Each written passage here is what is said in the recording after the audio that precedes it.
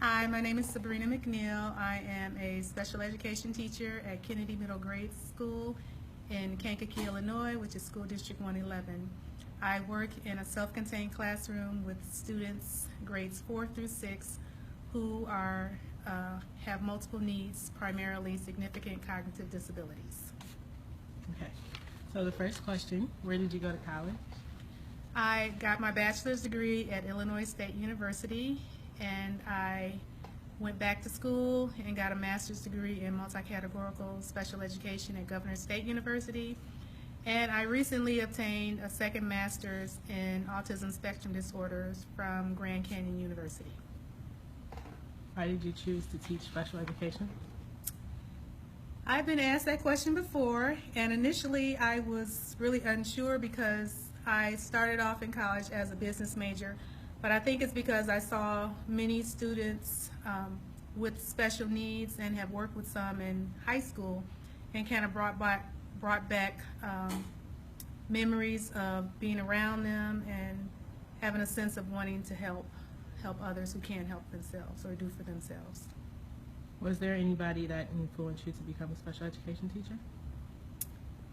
Oh, no one in particular that I can think of. However, I had some really good teachers when I was working on my bachelor's degree at Illinois State University, and I think that those teachers were very encouraging, and they're what helped me to help influence my wanting to go ahead and finish my degree in special ed. How long have you been teaching?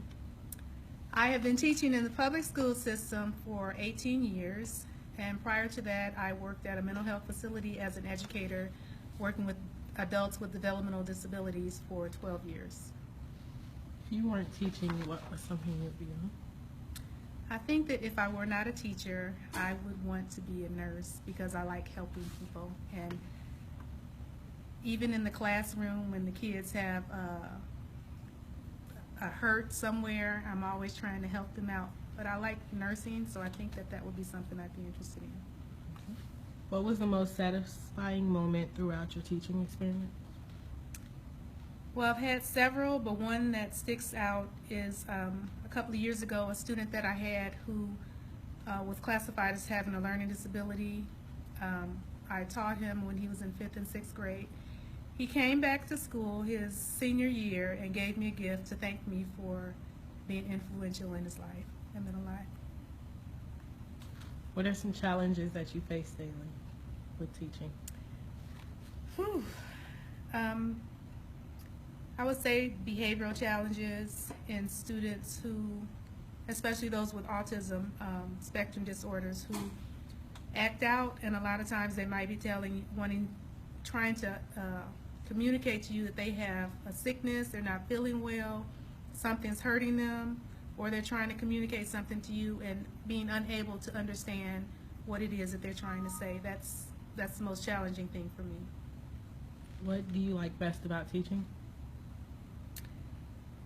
What I like best, a couple of things. One is that no 2 days are the same. So you can have a bad day one day and the next day could be beautiful, or you can have a beautiful day one day and the next day might be more challenging.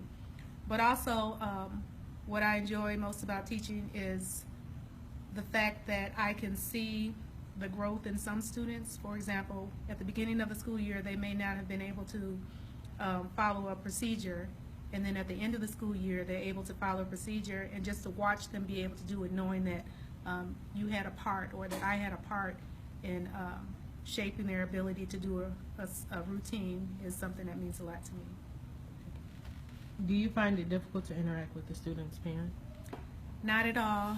I try each school year to start off by calling the parents to introduce myself if I don't already know them, or send them a letter of some kind, but I like to have a good relationship with my parents, and I can say that I do of all my parents, because with the type of students that I have, it's very important to know what the child's likes and dislikes are, what things they might find difficult, food items they like, what activities they like to participate in. It takes a lot of the guesswork out of things that you do in the classroom. For example, I have a student who loves the color blue. Well, if I were to have presented him with something orange and he refused to do an activity because it was orange, I could have eliminated that just by finding out from the parent ahead of time that blue is his favorite color. If you do activities in the classroom, do them with blue. Blue crayons, blue pencils, blue paper. Knowing that has made life a lot more easy for the student, a lot more successful for the student and myself, because it takes a lot of the guesswork out of what needs to be done for the student and helps out in the long run.